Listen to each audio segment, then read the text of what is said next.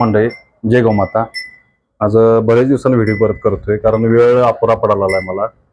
आता धारा परत भरडा वगैरे सगळं काम झालं माझं आणि आता म्हणलं एक 10 मिनिटासाठी एक व्हिडिओ करून आपण पाठवूया. बरेच दिवस झाला व्हिडिओ पाठवलेला नाही कारण तिरुमला वेळानंतर व्हिडिओ केलेला, त्याच्यावर आपण व्हिडिओ केलेला नाही. तर कमेंट्स थोड्या आणि मी जे केले ते मला सांगतो. कमेंट काय होती की 3 वेळा आता गाय म्हणजे भरवल्या पण गाभण राहिलेलं नाही. तर मुळात विषय आज कसा आहे की टेम्परेचर 40, 41, 39, 40, 41 असं टेम्परेचर आहे. त्या टेम्परेचरमुळं बराचसाच परिणाम जनावरांच्या व्हायला आलाय की प्रेग्नन्सी राहण्याचं प्रमाण कमी व्हायला लागले. आणि न राहण्यामागचं कारण काय, तर तुम्ही ते डॉक्टरना दाखवून तिची पिशवी जरा चेक करून घ्यायला पाहिजे. महत्वाचं म्हणजे तिचा बाबा काय प्रॉब्लेम आहे का, तर तो पहिला प्रॉब्लेम बघून घ्या की तिची पिशवी वगैरे चेक करून घ्या हात घालून की खरोखर बाबा तिचा आतला काय प्रॉब्लेम आहे का. तर ती चेक केल्यानंतर तुमच्या लक्षात येईल की नेमकं काय आहे काय नाही. आणि तरी पण जर नसेल तर हा क्लायमेटचा देखील परिणाम व्हायला लागलाय की गाईचं हिटवर येण्याचं प्रमाण वाढायला लागले. हिटवर येण्याचं प्रमाण वाढायला लागलंय म्हणजे कसं, उष्णता जेवढी झाली. आज तिरुमला आमची कालपासून दंगा करायला लागल्या. एक 2-3 दिवसात ही हिटवर येण्याची चान्सेस आहे, तिच्या थोडीशी घाण पडायला लागल्या. हा झाला कमेंटचा विषय. आता दुसरा विषय काय की नावासंदर्भात थोडंसं म्हणजे बरेचसेच आपल्याला कमेंट्स आल्या होत्या. तरी पण काय झाला विषय की छोट्या मालकाने आमच्या त्यांना नाव आवडतं रायबा, आणि मागच्या एक 8 दिवसापासून तिने ते नाव म्हणजे त्याला म्हणायलाच चालू केले की रायबा रायबा रायबा. आता घरची बी सगळी रायबाच म्हणायला लागल्यात. ते आता देखील काय पोझिशन आहे बघा त्यांची. हे दोघांचं कनेक्टिव्हिटी कसं आहे बघा. आणि साहेब आता वैरण खायला शिकायला लागले. मी आज मुद्दाम त्याला इकडे घेतलंय, त्याला आपण इथं बांधतोय कायम त्या बाजूला. तर आज काय केलंय की म्हटलं बघूया आज काय करतोय. आज राधे शेजारी बांधले, कसं चालू आहे दोघांचं. आणि एवढा म्हणजे हे आहे स्ट्रॉंग की काय बोलायचं काम नाही.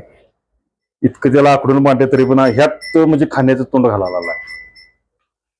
जरासं म्हणजे अजून पचनक्रिया बिघडेल म्हणून मी त्याला जास्त करून घालण्याला म्हणजे हे करायला लागले, कचवं चालवले. तरी पण ती मान घालून खातोय त्यात. मी ह्याला तात्पुरता आता बांधणार आहे, म्हणजे एक सुरुवात केली याला की ते असू दे, त्यांची जवळ जरा कनेक्टिव्हिटी होऊन दे यासाठी त्याला आता बांधले. मी संध्याकाळी परत तिथं बांधणार. कारण कसं आहे, रात्री जर परत ही इकडं आली आणि जर तुडवलं किंवा काय झालं तर मोठा प्रॉब्लेम होऊ शकतो. त्यासाठी त्याला अजून तिथंच जरा समजत नाही तोपर्यंत त्याला तिथंच बांधणार आहे मी, इकडे घेणार नाही. हे फक्त आता कसं 1 तास 2 तास असं 2.5 तास असं बांधायचं याला, जरा सवय होऊन दे. आणि म्हणजे ह्यात बघून खायची सवय बी होत्या की गव्हाण काय असते समजते, की आपली बहीण कशी खात्या, कसं असते ह्या जनावरांना. आता फिरून आमचा भरडा खाल्ला तर राधी भरडा खाते असा विषय. आता ही वैरण खायला बघून ही वैरण खायला लागलाय. शेलीबी वैरण खातील बघून राधा वैरण खात होती. असं यांची कनेक्टिव्हिटी सगळं आहे. तेव्हा आता ही वैरण खायला लागलाय. तर हा झाला तिसरा भाग. चौथा भाग म्हणजे गाय व्याल्यानंतर काय काळजी घ्यायची. तर सर्वसाधारण गाय व्याल्यानंतर मी सांगतो माझं काय मी करतोय. पहिली गाय व्याल्यानंतर तिच्या वारासाठी आपण आता जे मी तुम्हाला पुढं सांगितलेलं आहे ते 100 ग्रॅम सांगितले, ते 100 ग्रॅम न करता 50-50 ग्रॅम घ्यायचं आहे. आणि गुळ पावशेर घेतला तरी चालेल. एक 100 ग्रॅम सुंठ, 100 ग्राम ओवा, 100 ग्रॅम बडीशेप, असं हे सगळ्याचं मिश्रण करून एक पावशेर गूळ, त्याचं सगळं मिश्रण करतोय. त्याचं पाणी करतोय मी, थोडंसं गरम पाणी घालून त्यातनं सगळं ढवळून घ्यायचं.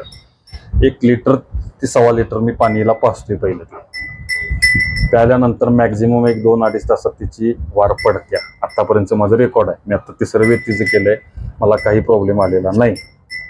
आता झाला हा आपल्या घरगुती उपाय झाला. आता दुसरा उपाय म्हणजे काय की तिच्या पोटातली सगळी घाण निघाली पाहिजे. तर ही गाई पुढच्या वेळेला म्हणजे जेव्हा 21 दिवस किंवा 48 दिवस 42 दिवसानं जेव्हा हिटवर येईल, ती प्रॉपर हिटवर येईल, त्यासाठी काय करायचं, तर त्यासाठी मी हे औषध वापरले बघा.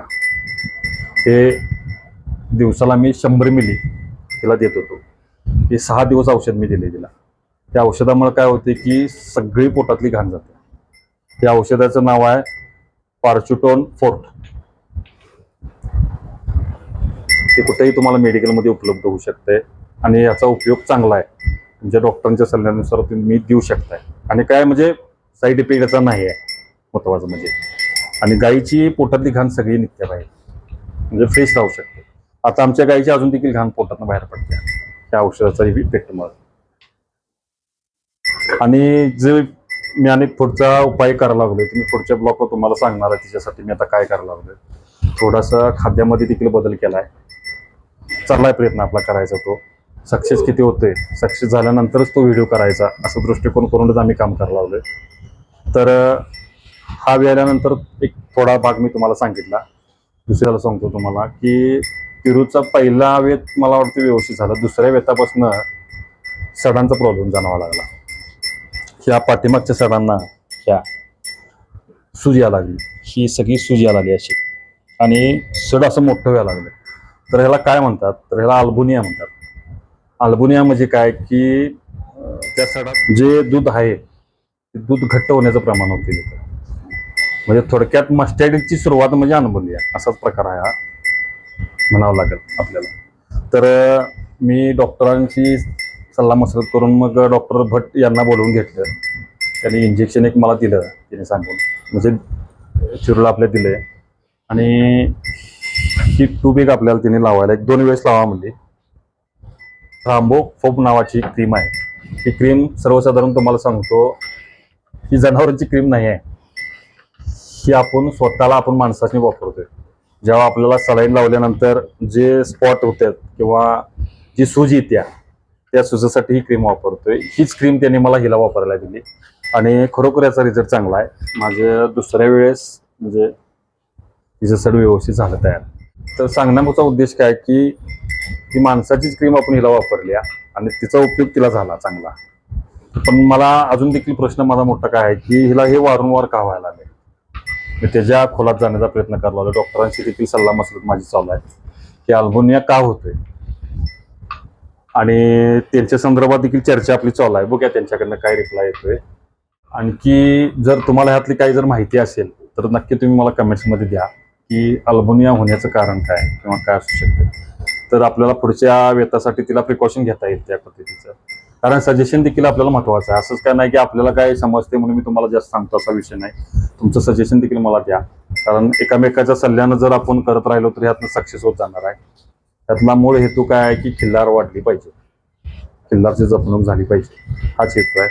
तर आता ब्लॉग मोठा व्हायला लागलाय, जास्त आता काही व्हिडिओ वाढवत नाही, थांबतो. नमस्कार, जय गौमाता. चॅनलला लाईक करा, शेअर करा, सबस्क्राईब करा. आणि इथून पुढे आता मला वाटतं इंस्टाला देखील आपण एक दिवस अडाणा असा व्हिडिओ टाकायचा प्रयत्न करायला लागलोय. उद्यापासून ते देखील करणार आहे आणि इंस्टाला देखील तुम्ही फॉलो करू शकता. नमस्कार, जय गौमाता.